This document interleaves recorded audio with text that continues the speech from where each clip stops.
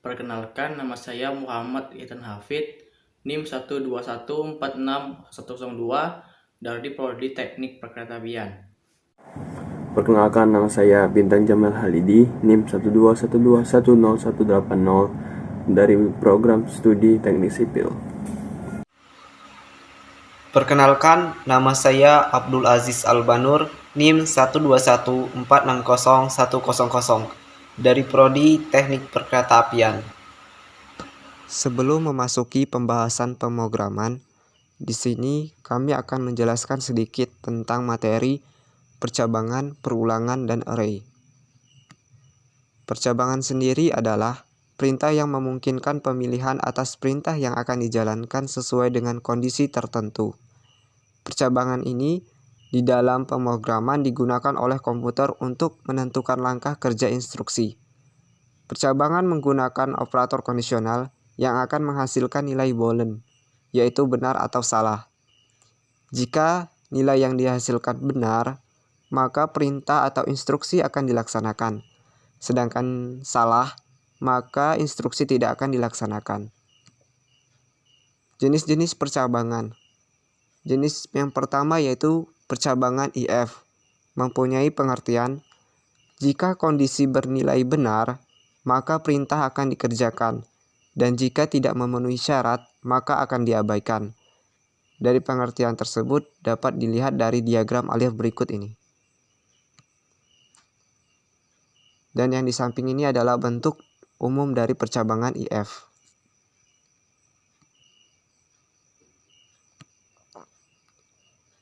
Percabangan yang kedua yaitu if else, yang mempunyai pengertian, jika kondisi bernilai benar, maka perintah satu akan dikerjakan, dan jika tidak memenuhi syarat, maka akan mengerjakan perintah kedua. Dari pengertian tersebut dapat kita lihat dari diagram alif berikut ini. Dan yang di samping ini adalah bentuk umum dari percabangan if else. Percabangan yang ketiga yaitu percabangan nested if, yaitu yang merupakan percabangan if yang berada di dalam percabangan if lainnya. Bentuk umum penulisan percabangan ini seperti di bawah ini.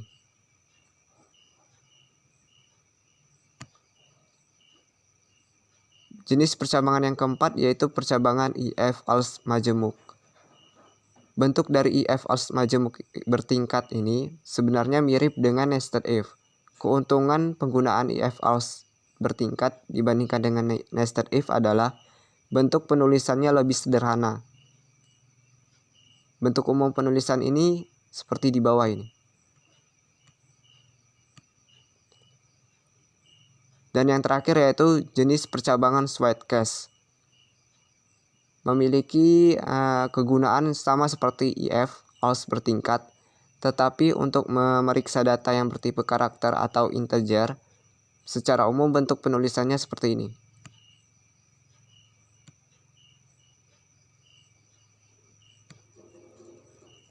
Selanjutnya yaitu materi perulangan. Perulangan digunakan untuk menjelaskan satu atau lebih perintah secara berulang selama kondisi tertentu. Dalam perulangan ini umumnya terdiri dari 3 komponen, yaitu yang pertama nilai awal atau inisialisasi, yaitu menentukan nilai awal dalam perulangan. Yang kedua yaitu syarat perulangan. Jika nilai memenuhi kondisi tertentu, perulangan akan dilanjutkan. Jika tidak, perulangan akan dihentikan. Dan yang ketiga yaitu perubahan nilai.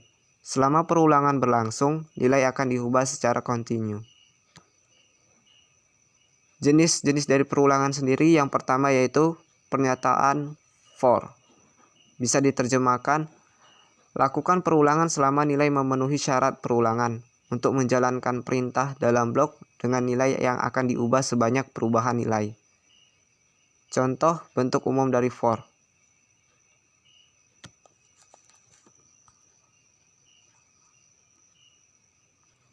Jenis yang kedua yaitu while. Pernyataan ini mempunyai pengertian, Selama kondisi memenuhi syarat perulangan, jalankan perintah dalam blok secara berulang. Berikut bentuk umum dari while.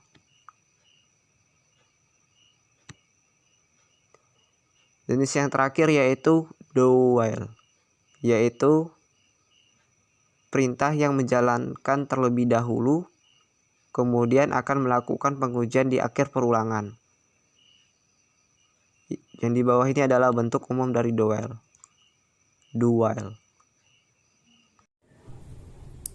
Array adalah suatu data terstruktur yang terdiri dari jumlah elemen yang memiliki tipe data yang sama. Elemen array tersusun secara sekuensial dalam memori komputer. Array dapat berupa 1 dimensi, 2 dimensi, atau 3 dimensi, atau disebut multidimensi. Berikut adalah bentuk umum array dan inisialisasi array. Array 1 dimensi adalah kumpulan elemen identik yang tersusun dalam satu baris. Elemen tersebut memiliki tipe data yang sama, tetapi isi dari elemen tersebut boleh berbeda. Berikut adalah bentuk umum pendeklarasian array 1 dimensi dan inisialisasi array. Array 2 dimensi merupakan perluasan dari array 1 dimensi. Jika array 1 dimensi hanya terdiri dari sebuah baris dan beberapa kolom elemen, maka array 2 dimensi terdiri dari beberapa baris dan beberapa kolom elemen yang bertipe sama. Berikut adalah bentuk umum pendeklarasian array 2 dimensi dan inisialisasi array.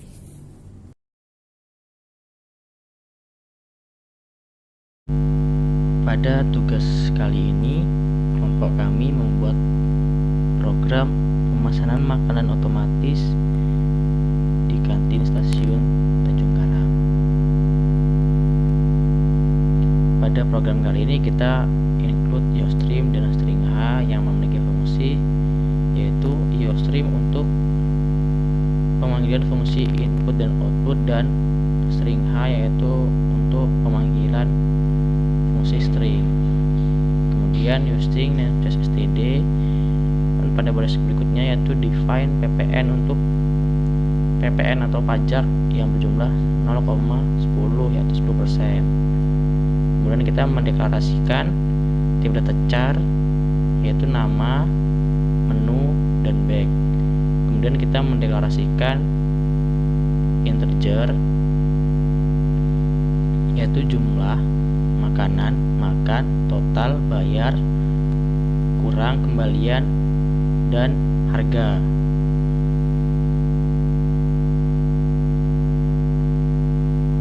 Dan pada harga yaitu kita menggunakan sistem fungsi array berjumlah 7 elemen yang berisikan daftar harga yang kita buat pada pemesanan menu makanan ini.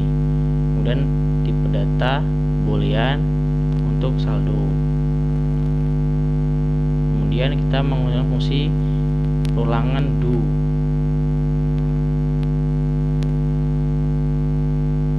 untuk melakukan perulangan pada sistem yang kita program yang kita buat. Kemudian pada baris berikutnya yaitu kita menggunakan sistem CLS untuk menghapus program yang sudah kita inputkan sebelumnya agar tidak kembali gitu nanti pas di outputannya. Kemudian pada baris berikutnya itu merupakan cout-an untuk output pada program nanti. Output itu yaitu ya untuk tampilan pada program yang kita buat pada saat program kita running.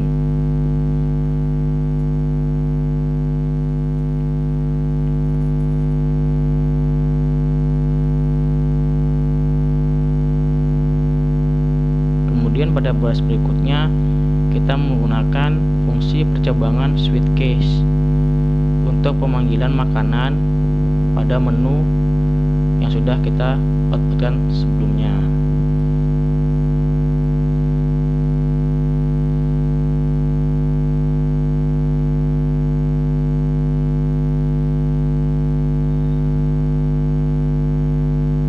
Kemudian pada baris berikutnya yaitu cautan kembali, yaitu menu yang kita pilih pada baris 40 tadi apa. Jadi nanti akan keluar outputan seperti itu, yaitu kayak apa yang sudah kita pilih nanti akan keluar outputan menu makanan yang kita pilih apa. Kemudian kita menggunakan rumus makan, yaitu jumlah dikali dengan tertera. Kemudian pajak yaitu makan ditambah dikali dengan PPN. PPN itu yang sudah kita buat di awal tadi.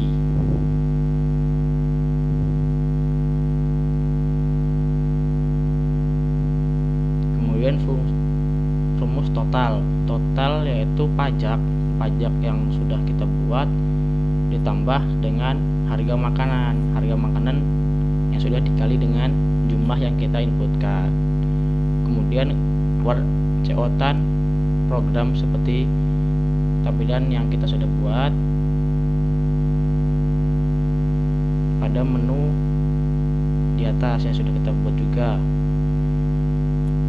Pada baris berikutnya kita menggunakan percabangan if jika jumlah yang kita pesan lebih dari 5. Jadi jika jumlah makanan yang kita pesan itu lebih dari 5, jadi kayak 5, 6, 7, 8 dan seterusnya, itu akan dikenakan diskon. Jadi rumusnya nanti bonus total dikurang diskon dengan total sama dengan bonus. Checkout tersebut yaitu untuk mengeluarkan diskon yang sudah kita buat pada atas tadi, yaitu 5.000.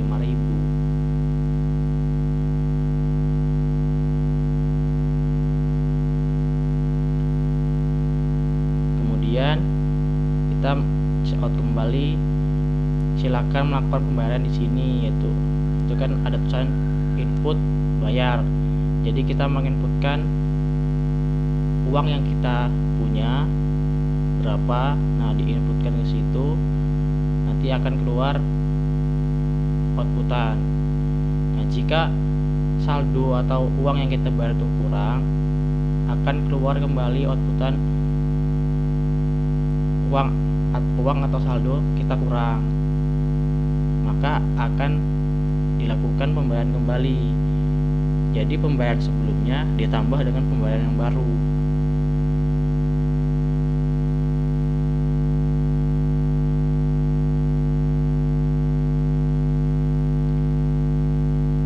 Kemudian pada kolom berikutnya, baris berikutnya itu outputan kembalian yaitu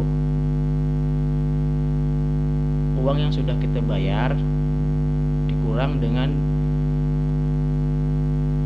harga makanan yang kita pesan. Nah, kemudian pada baris berikutnya yaitu fungsi untuk kita melakukan perulangan. Jadi kita menggunakan perulangan do while. Nah, jadi kalau kita menekan Y atau entah Y besar atau Y kecil, kita akan kembali ke atas mengulang program tersebut. Nah, jika kita menekan T, maka program tersebut akan berhenti dan mengeluarkan outputan terima kasih telah membeli di kantin kami. Have a nice day.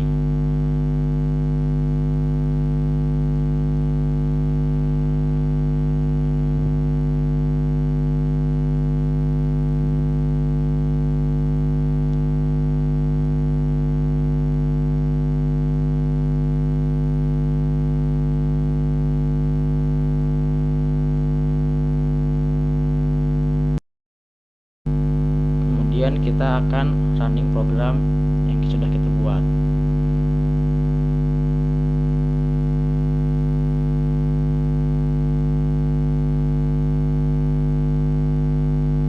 Maka akan keluar outputan seperti pada gambar, yaitu 100 selamat datang di kantin stasiun Tanjung Karang.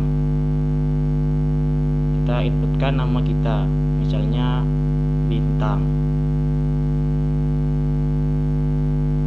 Maka akan keluar outputan menu yang ada pada kantin kita. Kemudian kita pilih menu, misalkan 7, maka akan keluar outputan menu yang kita pilih, yaitu nasi bakar spesial. Nah, kemudian kita inputkan jumlah makanan yang kita beli.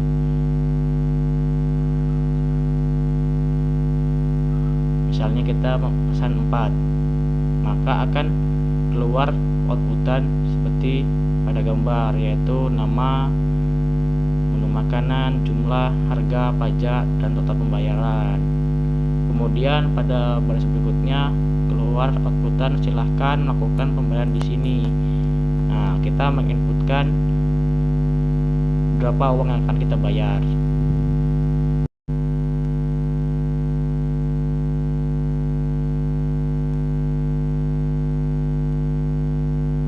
Kemudian akan keluar outputan jika tekan Y ingin kembali dan T jika tidak.